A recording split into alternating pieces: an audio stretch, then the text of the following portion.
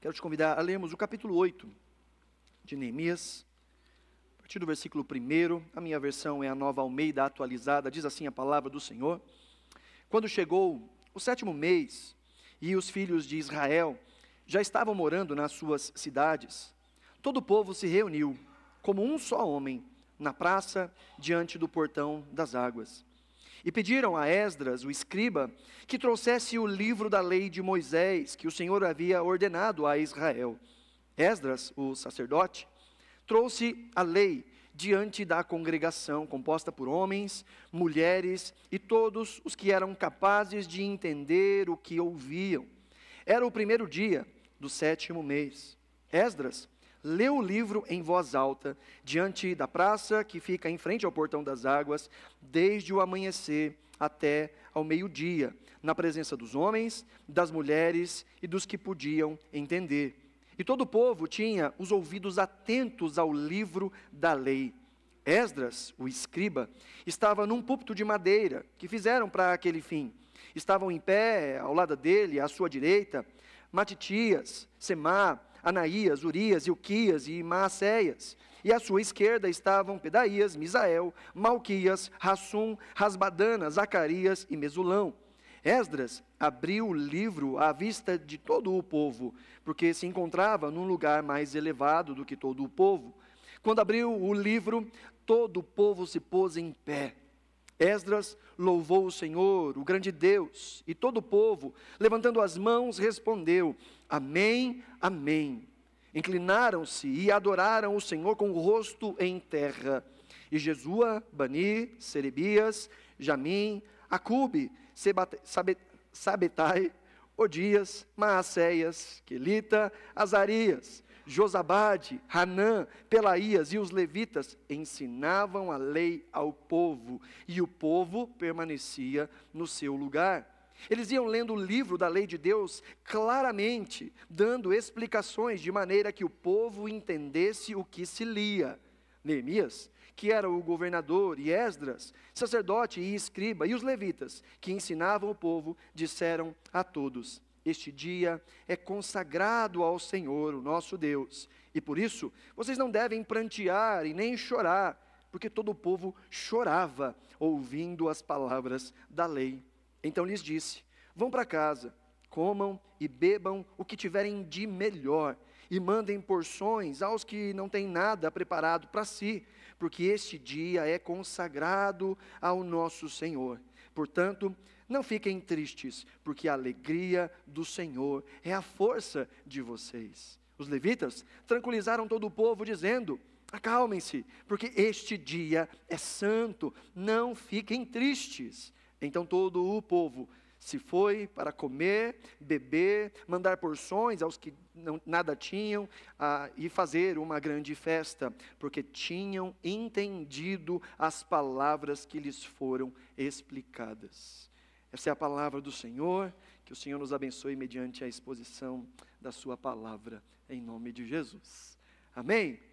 Amém. A história de Neemias é, sem dúvidas, uma história fantástica, não só para o povo de Israel, mas também para nós.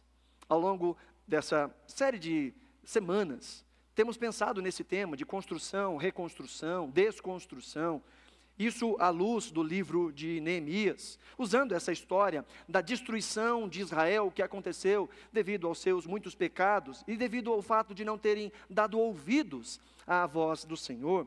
Se nós voltarmos a alguns livros atrás, em 2 Crônicas, no capítulo 36, você não precisa abrir não, eu vou ler aqui.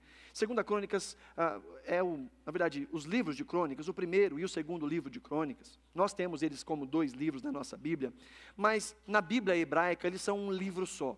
E o livro que termina a Bíblia hebraica. O livro de Crônicas vai falar desde Adão, passando por várias genealogias, mas dando enfoque aos reis de Israel. Começando com Saul, passando por Davi, a Salomão, e depois quando o reino é dividido em 2, falando a respeito da vida dos demais reis, que governaram tanto no reino do norte, quanto no reino do sul. E aquilo que se vê em todo o tempo, são homens que estão à frente do povo de Deus, mas que não guardam o caminho do Senhor, não guardam a palavra do Senhor. Então Deus levanta inúmeras vezes profetas para dizer ao povo que eles estavam caminhando para distante do Senhor, que eles estavam rompendo com a aliança que tinham feito com Deus. Aquela aliança que Deus disse: eu serei o seu Deus e vocês serão o meu povo, e se vocês derem ouvidos à minha voz, vocês serão benditos. Mas se vocês se afastarem da minha voz, vocês colherão os frutos de um caminho de morte. Deus vai dizer a este povo: eu coloco diante de vocês a vida e a morte, a bênção e a maldição, e eu ainda digo: escolham a vida, para que vivam vocês e a sua descendência. Mas os israelitas não ouviram, e se voltaram a outros deuses. E Deus levantou, ao longo da história, pessoas para chamar-lhes a atenção. 2 Crônicas, capítulo 36, o verso 15, vai nos dar este resumo, dizendo: o Senhor, o Deus de seus pais, sempre e de novo falou-lhes por meio dos seus mensageiros, porque teve compaixão do seu povo e da sua própria morada. Mas eles zombaram dos mensageiros de Deus, desprezaram as palavras dele e debocharam dos seus profetas, até que a ira do Senhor veio sobre o seu povo e não houve mais remédio. Quando nós lemos Romanos capítulo 1 e capítulo 2, nós vemos que uma das formas, ou a forma mais corriqueira em que essa tal de ira de Deus se manifesta, é quando Deus nos deixa seguir os caminhos que nós desejamos seguir. Romanos, Paulo vai nos dizer no capítulo 1, que aqueles que se opuseram a Deus, Deus os entregou às suas próprias paixões, aos seus próprios desejos, às suas próprias vontades. Porque, queridos, nós não precisamos do diabo para nos destruir. A gente sabe fazer isso muito bem sem a ajuda de ninguém. A gente sabe exatamente as palavras que dizer para machucar o outro e para nos machucar. A gente sabe exatamente os caminhos que conduzem à vida e os caminhos que conduzem à paz. Mas por vezes é mais confortável e mais cômodo seguir outros caminhos, por quaisquer desejos que sejam. Então Deus deixou Israel, porque Israel abandonou o Senhor. E porque Israel abandonou o Senhor, vieram os reinos de além, destruíram a cidade, destruíram o templo, destruíram todas as coisas, inclusive a identidade do povo de Deus. E então nós estamos vendo essa reconstrução. Deus, pela sua misericórdia, 70 anos depois, permite que o povo retorne à sua terra para reconstruir e dá a eles a graça de reconstruir. E temos associado esta história de Neemias com a nossa história e com as inúmeras ruínas que podemos colecionar em nossas vidas. Assim como o próprio Neemias, que não plantou estas coisas e acabou colhendo dessa mesma ruína. Às vezes nós estamos colhendo a ruína dos nossos antepassados, dos nossos pais. Estamos colhendo frutos de uma vida, muitas vezes, e isso acontece de maneira muito clara hoje em dia na vida dos cristãos, que muitos vêm e se convertem a Jesus, tendo já construído uma vida que era uma vida de ruínas. Construindo carreira, casamento, vida emocional, identidade, longe de Deus. E quando tem um encontro com Cristo, tem também uma porção de boletos para pagar. Tem sim uma nova vida em Jesus, mas tem que lidar com uma vida que foi construída à parte de Deus. E ao olhar para esta vida a partir do prisma da cruz, o que olham e o que veem são ruínas. Ruínas de um casamento, ruínas de uma relação familiar, ruínas de uma identidade pautada no seu próprio dinheiro, ou pautada no que os outros dizem, no que os outros pensam. Ruínas. Mas Deus nos dá a capacidade de reconstruir. Deus nos dá a capacidade de vermos esta poeira, este pó, e por ajuda do próprio Deus, com o sopro do seu Espírito e com muita força de vontade, como temos visto até aqui, caminhando lado a lado com o Senhor. Sim, é a boa mão do Senhor que dirige, que faz, mas nós somos responsáveis pela reconstrução que nos cabe. Sim, é Deus quem dá a capacidade, ou faz com que a empreitada seja bem sucedida, mas quem coloca a mão na obra é a gente, quem caminha é a gente, quem pede perdão é a gente, quem reconhece os erros, a gente, quem tem que dar uma olhada no contra-cheque, dar uma olhada nas contas do mês, é a gente, quem tem que gastar menos, ou quem tem que dar uma esforçadinha para ter um pouco mais de recurso, para pagar as pendências, é a gente. Sim, Deus nos abençoa. Mas Ele faz isso através do nosso trabalho responsável, seja em que área for. Agora veja, a Escritura fala do nosso destino eterno. A Escritura nos aponta a Cristo. A Escritura nos aponta aquele que morreu em nosso lugar, conquistando para nós o direito de sermos aceitos por Deus, de permanecermos na presença de Deus como santos e inculpáveis. A mensagem de Cristo no Evangelho é essa, mas não é só essa. A mensagem do Evangelho, a mensagem das Escrituras é uma mensagem espiritual do reino do porvir. Mas esse reino do porvir afeta a nossa realidade agora, afeta o nosso caráter agora, afeta as nossas ações agora. O Senhor nos ensina a olharmos para Ele, e tendo o auxílio do Espírito Santo e conhecendo a Sua palavra, nós caminhamos de maneira transformada. A realidade do Evangelho afeta a nossa realidade diária, a realidade da cruz molda a nossa forma de enxergar a vida e, portanto, de viver a vida. Crer no Evangelho tem aplicações e implicações que são práticas. Afeta a nossa postura e afeta, por que não dizer, os resultados da nossa postura. Ouvimos a voz de Deus, caminhamos o caminho de Deus e colhemos os frutos de Deus. Mas mesmo aquele que nasceu de novo, e a gente sabe muito bem disso, que do lado de cada é a eternidade. Por vezes, mesmo aqueles que amam e temem ao Senhor, abandonam a voz de Deus. Em uma área, em outra área, em algumas áreas talvez tenhamos mais facilidade de ouvir a Deus, em outras áreas, talvez pelo nosso temperamento, talvez pela nossa história, talvez pelo nosso entorno, temos mais dificuldade de acertar aquelas coisas e aquelas pendências que precisam ser vividas agora numa nova realidade de pessoas ressuscitadas em Cristo Jesus. Mas do lado de cada eternidade, vez ou outra, nós precisamos recomeçar e reconstruir. É importante nós entendermos. Há uma diferença entre a doença e o sintoma da doença. Há uma diferença daquilo que se externaliza e a causa daquilo que se externaliza. Na nossa cultura brasileira de automedicação, nós estamos acostumados, quando sentimos uma febre, a tomar um remedinho para passar a febre, para baixar a febre, para lidar com os sintomas. Por vezes isso resolve em certa medida. O problema é quando nós queremos tratar apenas dos sintomas e não da doença. E mascaramos os sintomas e não tratamos da doença. Como alguém que sofre um acidente e tem fratura exposta, mas não quer cirurgia, não quer reconstrução, não quer enxerto, só quer algum tipo de anestésico, porque não quer sentir dor. Só quer o anestésico, mas a causa não é tratada. E sabe, queridos, na nossa vida, as ruínas externas são apenas sintomas de algo que precisa ser reconstruído em nosso coração.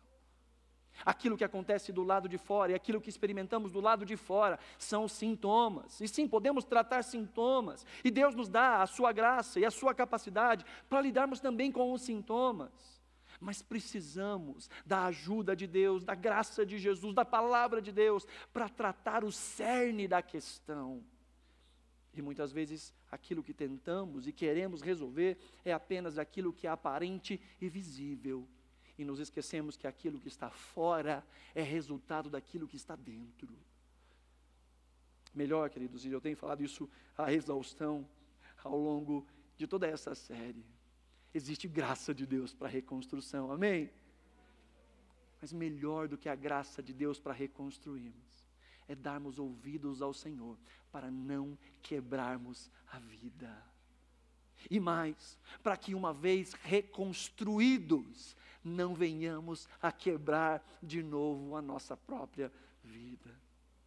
Infelizmente, como eu disse, do lado de cada eternidade, nem sempre nós ouvimos. E essa é a história que vemos aqui em Neemias. Alguém que está lidando com ruínas dos seus antepassados. Mas este Neemias é aquele que diz: eu vou romper o ciclo. Sim, as coisas têm sido assim até agora, mas eu não quero ser parte do problema, eu vou ser parte da solução. Sim, o povo já havia voltado para a terra, já fazia 20 anos que o povo havia voltado para a terra, mas a cidade ainda estava destruída, as muralhas ainda estavam destruídas, e quando alguém chega até Neemias e diz, olha, a coisa continua feia, Neemias é aquele que predispõe no seu próprio coração dizer, eu vou dar os passos para resolver isso. Não fui eu que plantei, mas sou eu que vou acabar. Porque nós não somos reféns do nosso passado, queridos. Nós não somos reféns da nossa história. Nós não somos reféns das nossas dores. Em Cristo Jesus, nós temos o Espírito Santo e a palavra de Deus para rompermos com ciclos destrutivos, para destruirmos uma mentalidade passiva diante do pecado e da destruição e das ruínas. E Neemias é esse, que diz, eu vou reconstruir. E ao longo de todas essas semanas nós temos pensado nisso. No capítulo 6, que nós meditamos na última semana, eles terminam a reconstrução em 52 dias, olha que coisa maravilhosa. 20 anos que o povo já havia voltado para a terra e nada. De repente chega um homem cheio do Espírito Santo e cheio de boa vontade e trabalho duro. E em 52 dias, as muralhas são reconstruídas. E o povo celebra ao Senhor.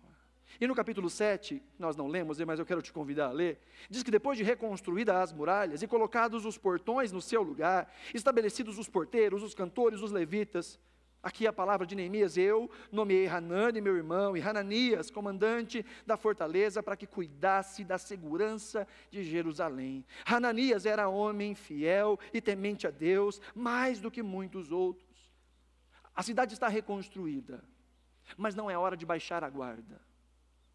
As muralhas estão reconstruídas, mas não é hora de baixar a guarda. E o que Neemias faz? Coloca cada um no seu posto, mas institui também uma guarda, um vigia. Sim, foi reconstruído, mas se nós não tomarmos cuidado, as reconstruções que nós estabelecemos em nossa vida com a graça de Deus, podem voltar ao monturo. Portanto, sim, é necessário celebrar, mas é necessário vigiar.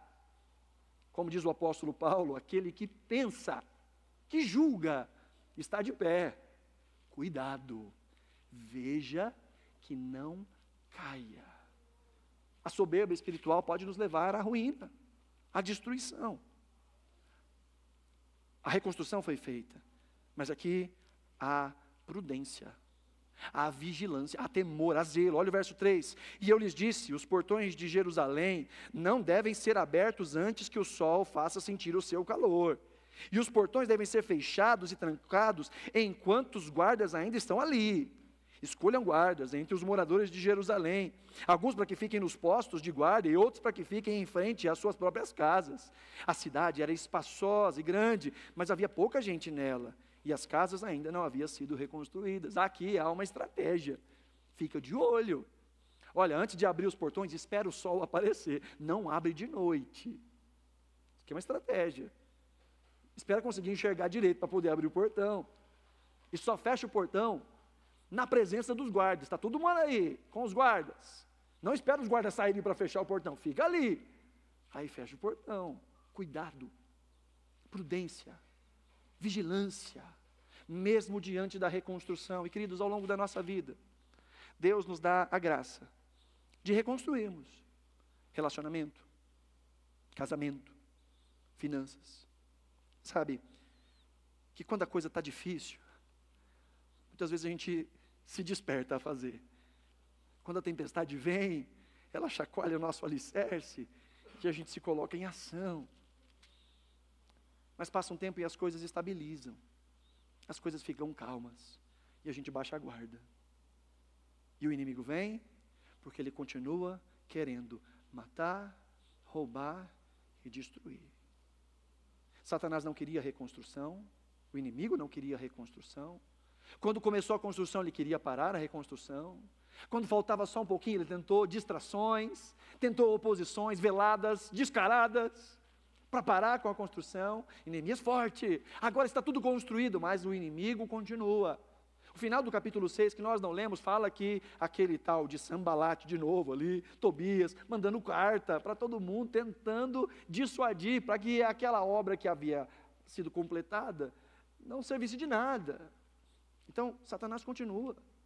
Quando você ama a Deus, e reconstrói a sua identidade a partir da cruz de Cristo, Quando o Senhor te dá a capacidade de reorganizar as suas finanças, a sua vida conjugal, a sua relação com filhos, com pais, com irmãos, ainda Satanás fica ao derredor, fugindo como um leão, buscando o momento exato para que possa tragar.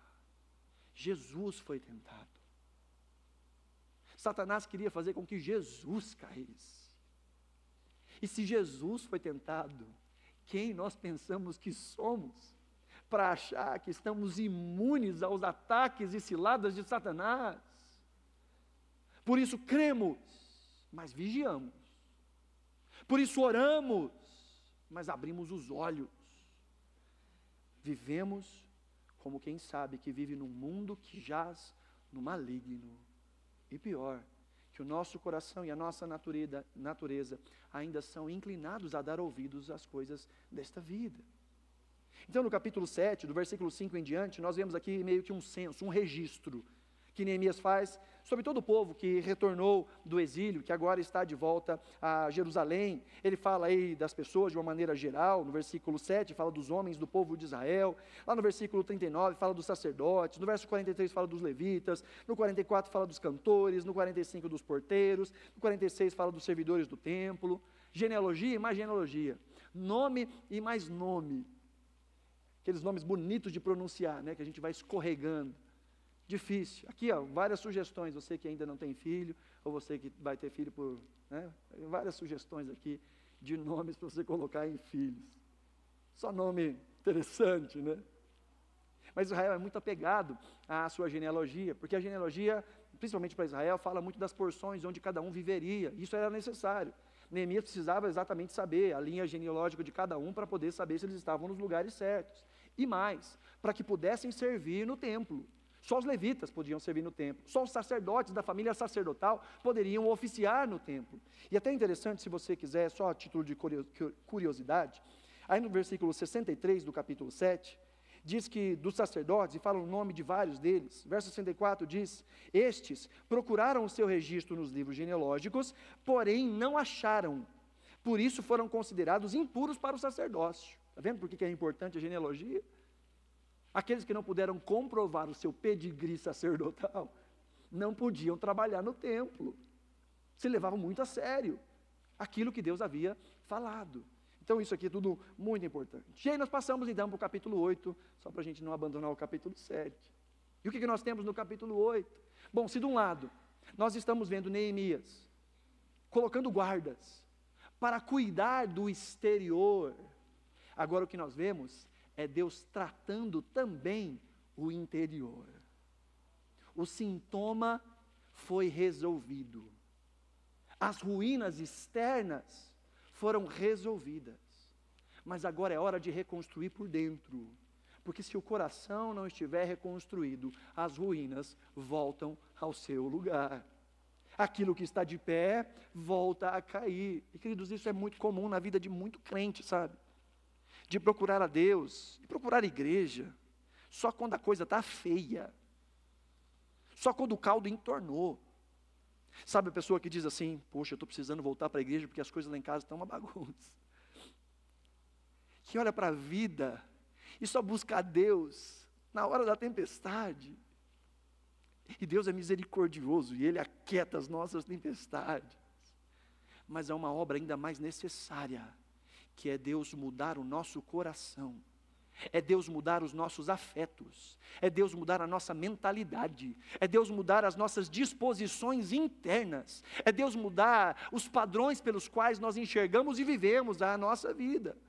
E o que temos aqui no capítulo 8, versos 1 e 2, nos mostra que este povo se reuniu, no verso 1, todo o povo se reuniu como um só homem, na praça, diante do portão das águas, e pediram a Esdras, o escriba, que trouxesse o livro da lei de Moisés, que o Senhor havia ordenado a Israel. Olha que coisa linda, gente. Se reuniram como comunidade, e chamaram Esdras para explicar a Bíblia. Veja, não é o caminho que a gente está acostumado. O caminho que a gente está acostumado é, o culto é dia tal, hora tal, e as pessoas vêm. Aqui é o caminho contrário. As pessoas vão e falam, chama o pastor, queremos ouvir a palavra, queremos ser instruídos. As pessoas se unem, a ideia de como um só homem, a ideia de todos numa mesma vontade, no mesmo pensamento, no mesmo desejo, o desejo de aprender, o desejo de conhecer. E eles se reúnem então como um só homem e chamam Esdras, para que Esdras, que era sacerdote e também escriba, e ele também diz, o próprio texto no livro de Esdras, que ele havia proposto no seu coração de ensinar a palavra. Então eles chamam e dizem: Esdras, leia para a gente da palavra. E olha que interessante, o verso 2 diz: e Esdras, o sacerdote, trouxe a lei diante da congregação, composta por homens, mulheres e todos os que eram capazes de entender. Era o primeiro dia do 7º mês. E diz o verso 3 que Esdras leu o livro em voz alta, diante da praça que fica em frente ao portão das águas, desde o amanhecer até o meio-dia. Sabe, se tem algo que os pastores, professores, rabinos mais gostam, é de gente sedenta por aprender. Tem algumas pessoas que às vezes me mandam perguntas no zap, falam: não queria incomodar, não, mas não incomoda. Se existe algo que eu tenho mais prazer, é de alguma forma ser instrumento de bênção na vida de alguém. Gente sedenta, gente faminta pela palavra de Deus inspira. E Esdras ouviu o chamado do povo e foi lá para explicar a palavra. E o texto diz que desde a manhã até o meio-dia ficaram ouvindo com atenção a palavra de Deus.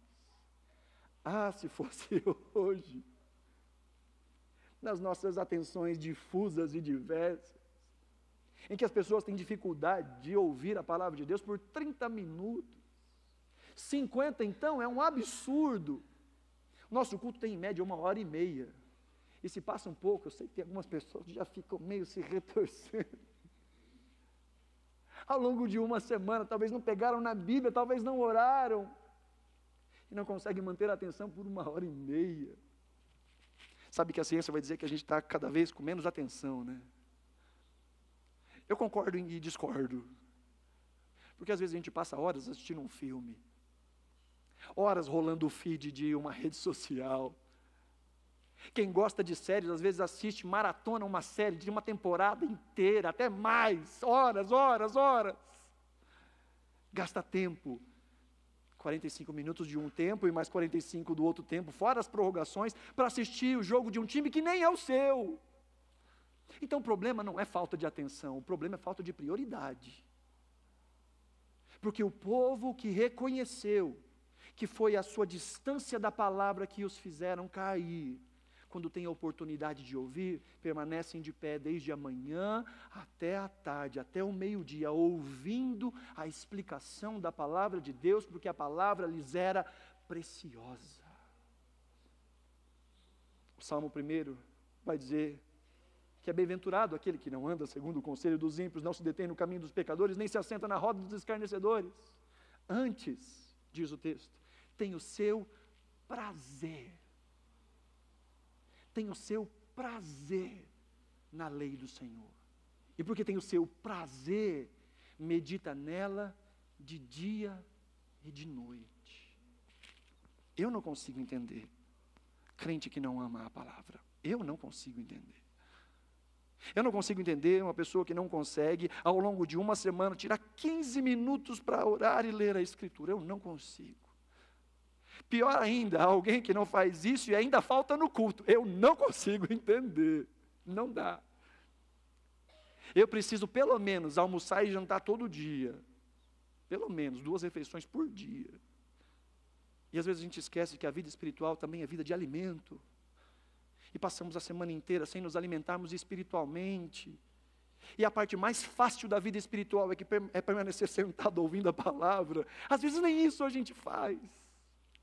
Sabe que, guardadas as devidas proporções, no que diz respeito à alimentação, a igreja é como se fosse um restaurante. Porque em casa, se a gente quer comer, o que a gente tem que fazer? Tem que ir no mercado, tem que fazer a lista de compra, tem que comprar as coisas, e traz para casa, e lava as coisas, e pica as coisas, prepara as coisas, tempera as coisas, frita, cozinha, assa, depois senta, come, aí pega os pratos, lava os pratos, né? É trabalho. Mas no restaurante a gente senta, chama o garçom, a comida está pronta, a lista de compras foi feita, está tudo preparado, cheirosinho, gostosinho, a gente come e não precisa nem lavar os pratos. A igreja é mais ou menos isso, no que diz respeito à alimentação espiritual. Está tudo pronto, é só sentar e comer. não é o suficiente para a vida cristã. Não é o suficiente. Tinha um amigo meu, pastor, ele dizia assim, olha, se você só se alimenta no culto de domingo à noite, você já está na UTI espiritual. Mas é daquele que nem faz isso. Então em casa também, tem que preparar o alimento, né? Tem que pesquisar, tem que orar, tem que ler a Bíblia, dizer, Senhor, fala comigo, Senhor, tem que ter o seu trabalho. Uma coisa não exclui a outra. Mas não entra na minha cabeça, queridos. Crente que quer ter uma vida santa, justa, digna, de amor e temor a Deus, gente que quer ter uma vida que funcione nesse mundo, e não gasta tempo nem em casa, e nem no restaurante espiritual. Faz sentido. Mas este povo permanece de pé, ouvindo a palavra. Ouvindo e ouvindo. Gente que tem fome. E o texto nos diz ainda no versículo 3, que todo o povo tinha os ouvidos atentos. Não estava lá de corpo presente, estava atento, estava ouvindo, estava querendo, estava com fome, estava com sede. E o texto diz no versículo 4, que Esdras, o escriba, estava num púlpito de madeira, olha que legal, a ideia de um lugarzinho mais elevado, né? Parece mais ou menos com as igrejas de hoje. Estava no púlpito de madeira que fizeram para esse fim, aí tem uma ruma de gente com ele aí, com os nomes esquisitos também, né?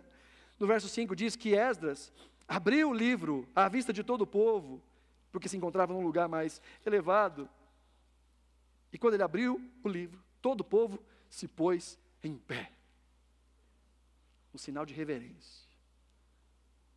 Não quer dizer que toda vez que a gente for ler a Bíblia você tem que ficar de pé, não é isso. Naquele contexto, isso significava, eu estou ouvindo. Eu estou em pé do lado de fora porque eu estou em pé do lado de dentro. Eu estou pronto. Eles se colocam em pé nessa posição de reverência. E o verso 6 ainda vai nos dizer que Esdras louvou o Senhor, o grande Deus, e todo o povo, levantando as mãos, respondeu, amém, amém, e inclinaram-se e adoraram o Senhor com o rosto em terra, diante da voz de Deus, sabendo que seriam instruídos por Deus, adoraram a Deus, levantaram as mãos, disseram amém, assim seja, verdade, tua palavra é verdade, colocaram o rosto no chão, adoraram ao Senhor, porque sabiam que Deus fala. E o texto diz no verso 7, que estes homens, juntamente com Esdras, e esses homens levitas, ensinavam a lei ao povo, e o povo permanecia no seu lugar. Eles iam lendo o livro da lei claramente, dando explicações de maneira que o povo entendesse o que se lia. Aqui é a primeira menção que nós vemos de uma pregação expositiva. Lê o texto, explica o texto, aplica o texto. O povo estava ali lendo a lei, os 5 primeiros livros da Bíblia, mas não só lendo, lê um pouco, para, explica, aplica, lê mais um pouco, para, explica, aplica. Por isso demorou tanto tempo, desde manhã até o meio-dia. Um culto. Isso deveria ser aquilo que mais nos chama a atenção em um culto, sabe? De tudo que nós fizermos é em torno da palavra. Cantamos a palavra, oramos a palavra, ouvimos a palavra, pedimos para que seja tornado clara a palavra. É necessário que pessoas nos expliquem a palavra. Há coisas que nós aprendemos, tateando aqui e ali, mas a distância do texto, a distância do contexto, faz com que nós precisemos de uns dos outros. Quem tem um pouco mais de caminhada, quem já lê um pouco mais a Bíblia, quem conhece um pouco mais o contexto, para explicar uma coisa ou explicar outra, isso tudo para que nós possamos entender, porque a Bíblia não é um livro místico em que a gente abre lá em casa, no Salmo 90, e deixa em cima da cômoda, porque vai sair, sabe, vai emanar poder, sabe, não é. O poder da Bíblia está na sua compreensão, a gente lê, a gente entende a voz de Deus, e a gente vive a voz de Deus. Não é um poder místico, é um poder real, é um poder vivo, um poder prático, de compreender a palavra de Deus. Por isso nós precisamos nos ater à palavra e buscar os meios pelos quais a gente compreende. Só crente usa a Bíblia como não usa com nenhum outro tipo de livro. Usa a Bíblia como se fosse horóscopo, sabe? Abre um texto meio aleatório, põe o dedo e lê aquele versículo, e aquilo ali tem que ser aquilo que Deus quer falar com ele. Não pega o texto do começo, não lê, não busca compreender o contexto, e quer que faça sentido e aplique para a vida. A gente não faz isso nem com lista telefônica. Não, talvez com lista telefônica eu faça. Há quem trate então a Bíblia como lista telefônica, procurando algo e às vezes encontrando coisas que só trazem mais confusão, porque não é aquilo que o texto está dizendo. E tentando encontrar respostas para perguntas em textos que nem falam sobre aquilo, porque nós fomos chamados para ouvir, ler, meditar dia e noite, conhecer, ouvir, meditar dia e noite, pedir explicação, entender. A fé cristã é também inteligível. Ou como diz John Stott, crer é também pensar, raciocinar a partir da Escritura. E qual o impacto dessa palavra entendida? Qual o impacto de quando nós ouvimos a voz do Senhor por meio da sua palavra e compreendemos a sua palavra? Olha o verso 9 aí. Capítulo 8, verso 9 diz, Neemias, que era governador, e Esdras, sacerdote e escriba, e os levitas que ensinavam o povo, disseram a todos, este dia é consagrado ao Senhor, o nosso Deus, e por isso vocês não devem prantear nem chorar, porque todo o povo chorava ouvindo as palavras da lei. Ouvir a palavra de Deus tem que produzir em nós afeto. Sim, a palavra de Deus deve ser entendida, mas a fé não é só intelectual. Fé não é só o que a gente sabe. Fé é aquilo que molda o nosso coração, os nossos desejos, as nossas vontades. E o povo, diante da palavra, chorava. Queridos, quando nós temos fome e sede da palavra, quando nós somos desejosos da palavra, a palavra nos toca. A palavra fala conosco. E veja, eu não quero tirar a minha responsabilidade, não. Mas isso não depende da capacidade de qualquer pregador. Isso não depende das técnicas oratórias e retóricas de qualquer pessoa que seja. Quando temos fome e sede da palavra, e alguém simplesmente lê a palavra vai no fundo do nosso coração, no fundo da nossa alma, e nos toca por inteiro. Sim, é bom ouvir alguém que estudou o que está lendo. É bom ouvir alguém que sabe explicar o que está lendo. Mas em última análise, queridos, o que toca o nosso coração é a voz de Deus, e não as capacidades de homem algum. Sim, é responsabilidade dos pregadores se preparar bem para poder expor a palavra. Mas é a nossa fome pela palavra, é a nossa sede pela palavra, que faz com que o nosso coração seja essa terra fértil, onde a semente do Evangelho cai e produz frutos. É o desejo, é a fome. Nós vemos o Senhor agindo ao longo da história, no coração de homens e mulheres, que nem sabiam que estavam com fome, mas que ao ouvirem a palavra, se sentem tão constrangidos, percebem o vazio, percebem a fome e são transformados. A compreensão da Escritura fez com que essas pessoas chorassem, mas choram de tristeza. E sabe que há uma parcela da Escritura que tem nos fazer chorar de tristeza mesmo. Quando compreendemos a Escritura, nós estamos expostos à verdade sobre o nosso pecado, sobre a nossa condição. Principalmente quando ouvimos a lei, o que eles estavam ouvindo era a lei. E o que a lei faz? Expor os nossos tropeços, expor as nossas fraquezas, expor o que nós deveríamos ser e não somos, o que deveríamos fazer e não fazemos, o que deveríamos falar e não falamos, ou o que deveríamos evitar falar e falamos, deveríamos evitar fazer e fazemos. A Bíblia expõe os nossos pecados, e quem não chora o seu pecado, é porque não teve o coração transformado o suficiente para mudar. Quem não consegue olhar para a Escritura e olhar para si e dizer, Senhor, tem misericórdia de mim, é porque não entendeu a Escritura. Sim, há uma parcela da nossa responsabilidade diante da palavra de Deus que nos leva a esse sentimento de inadequação, de incapacidade. Como diz meu amigo Diego Bittencourt, pastor da Calvary, lá de Campo Mourão, ele diz, só acusa Deus de injustiça quem não tem consciência dos fatos. Só acusa Deus de injustiça quem não consegue olhar para si. E olha que interessante, olha o contraste. Lá no capítulo 1, Neemias é inquietado com aquilo que acontece do lado de fora, com as ruínas.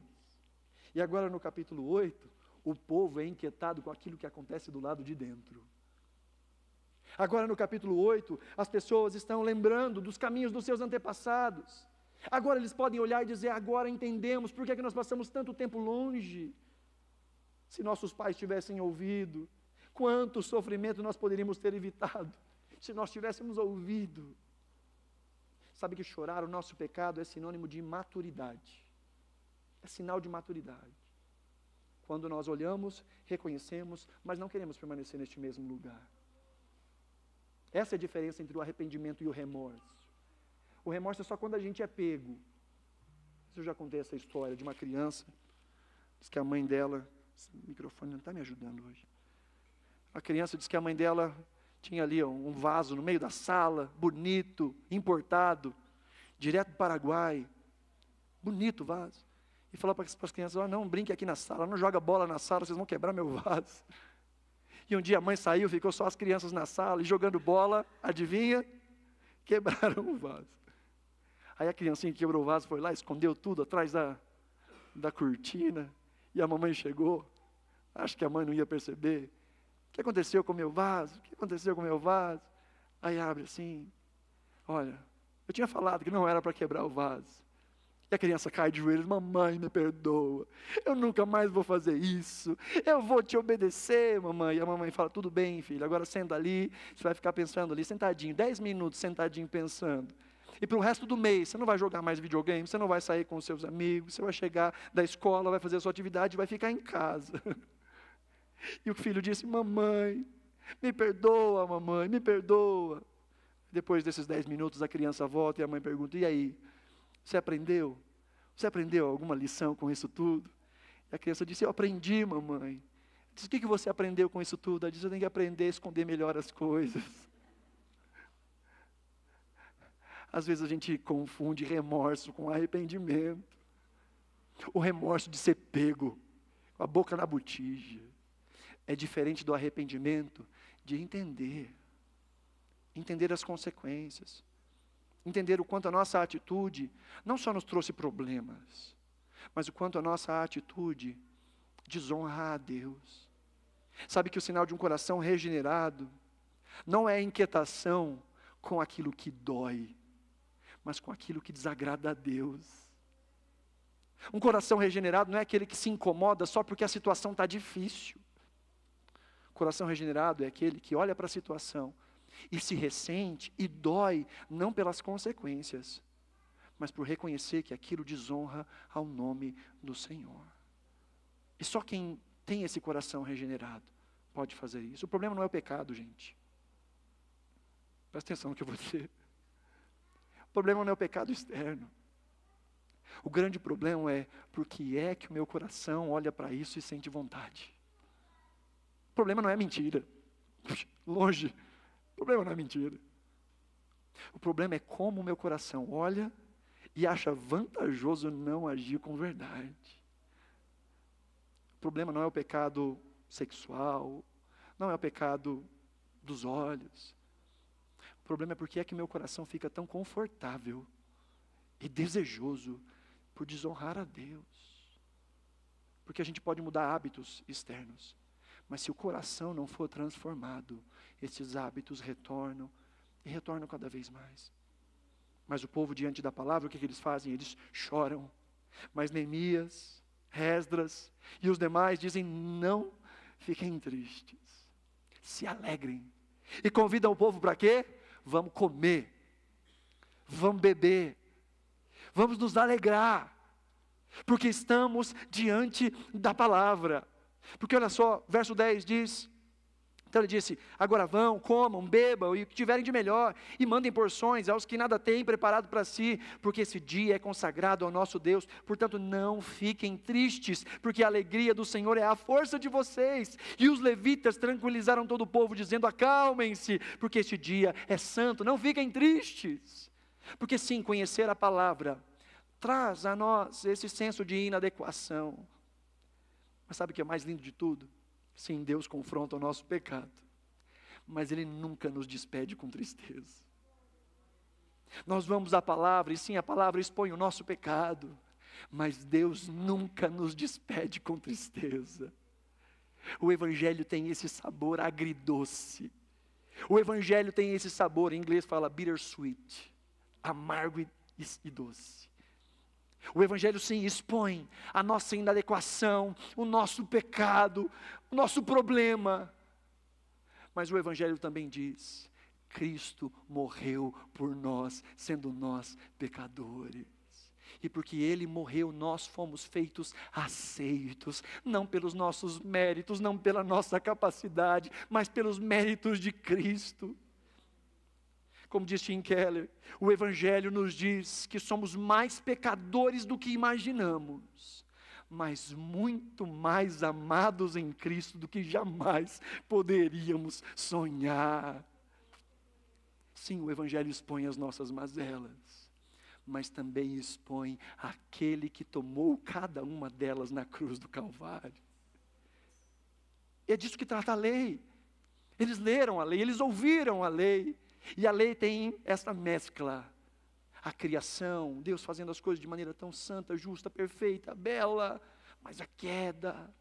Mas após a queda, a promessa, e milagres e mais milagres. E Deus chama um homem, faz desse homem uma nação, passando por milagre em cima de milagre, para que esse povo seja construído por gente bagaceira, por gente pecadora.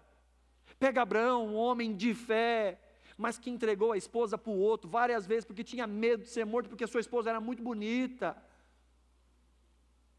Pega Jacó, enganou o pai, enganou o irmão, depois foi enganado.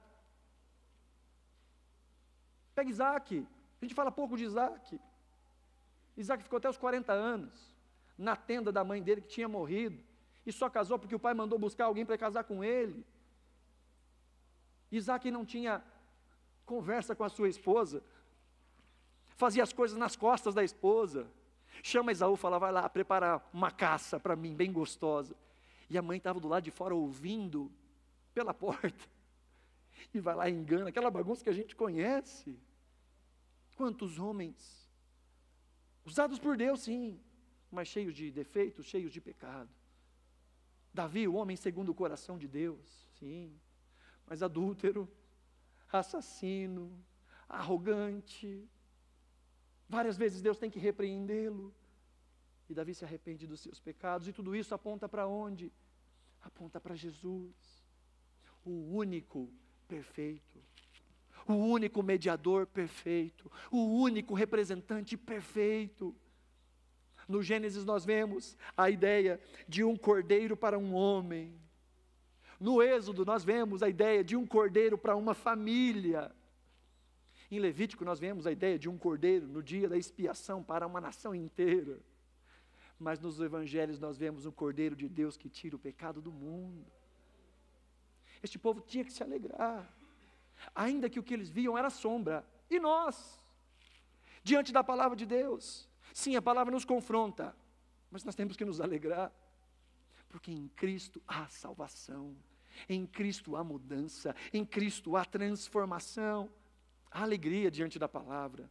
Primeiro pelo fato de nós termos a palavra, um Deus que fala, e fala de forma que a gente pode entender, fala na nossa língua, fala a sua palavra, se comunica.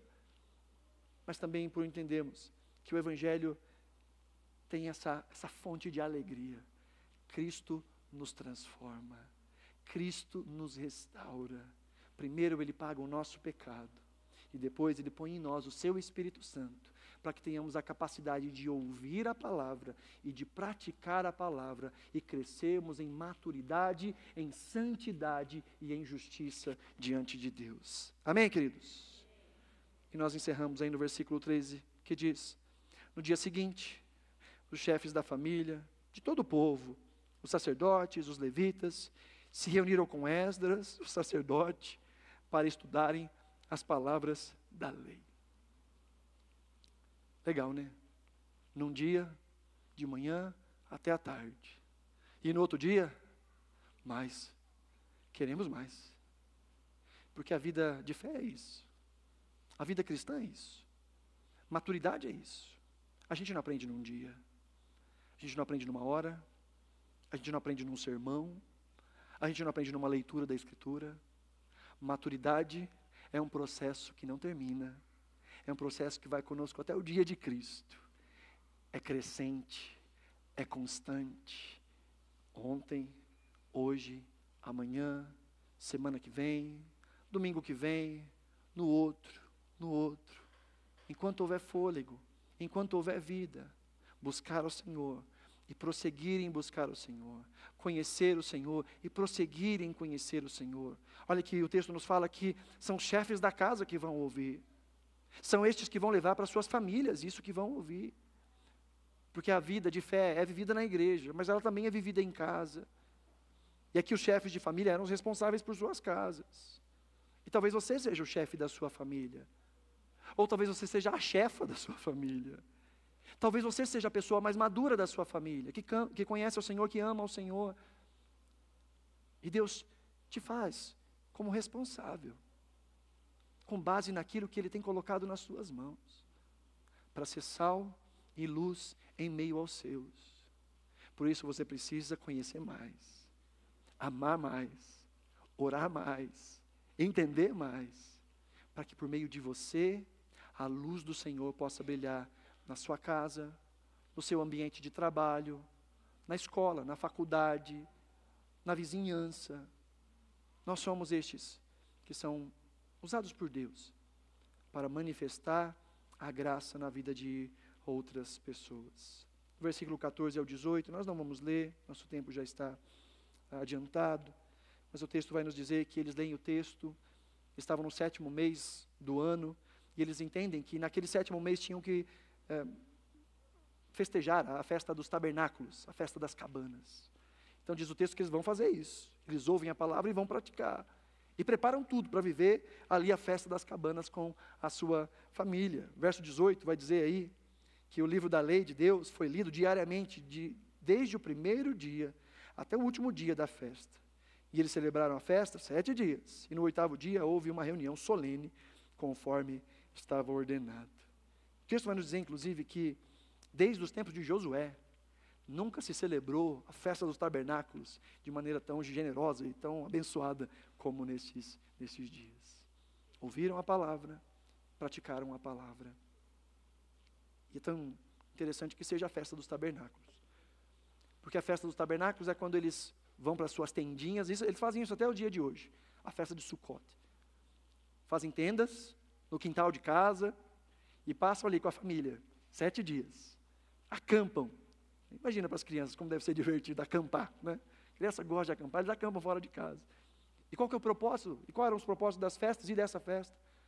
De que eles se lembrassem que foram estrangeiros e que Deus os tirou com mão forte do Egito e os levou rumo à terra prometida, mas que nesse trajeto eles viveram em cabanas, viveram em tendas, para ensinar a próxima geração, para ensinar os filhos a palavra, para viver com os filhos a palavra, a história, é a lembrança daquilo que Deus fez por nós, que é o alicerce para que nós vivamos no dia de hoje, é a lembrança da graça, que é o combustível para nós vivemos o aqui, vivemos o agora, é conhecendo a palavra que nós lembramos daquilo que aconteceu em nosso favor, e isso nos dá combustível para vivermos as transformações diárias, crescentes, e de ensinar isso também à próxima geração. Para concluir, queridos, Deus não quer apenas reconstruir as nossas ruínas circunstanciais. Deus quer reconstruir os nossos corações, a nossa identidade. E tudo isso acontece somente por meio da palavra. É a palavra que reconfigura o nosso drive. É a palavra que molda o nosso coração, que tira um coração velho, por meio do Espírito Santo, e coloca novos pensamentos, novos desejos. É por meio da palavra. É por meio da palavra que os nossos pecados são expostos, mas é por meio da palavra que a esperança nos é apresentada. E é nesse sabor azedo e doce, é nesse sabor agridoce da Escritura, que nós vamos sendo transformados de glória em glória à semelhança de Cristo Jesus. Por vezes Deus usa as nossas ruínas para fazer uma obra ainda mais profunda no nosso coração. Por vezes Deus desperta em nós o desejo de que o lado de fora seja consertado, para que a gente possa entender que precisamos consertar primeiro o lado de dentro. E esse é o Evangelho, queridos. O Evangelho mostra a nossa necessidade Mas o Evangelho também mostra a gloriosa, extravagante misericórdia de Deus para com cada um de nós. Aquele de quem a lei falava, aquele para onde a lei apontava, aquele que desde o início é esse que é dito e profetizado que resolveria os nossos problemas. É este Deus que nos envia o seu Filho, e porque nos amou de tal maneira, nos deu o seu Filho, para que todo aquele que nele crê não pereça, mas tenha a vida eterna. E vida eterna não é só o que acontece lá, vida eterna já acontece aqui, moldando a nossa forma de pensar, moldando a nossa forma de existir. Que diante da palavra o nosso coração se constranja e possamos chorar o nosso pecado, mas que diante da palavra e da mensagem da cruz, possamos nos alegrar, celebrar o Deus da nossa salvação. Se você puder, coloque-se de pé, nós vamos orar.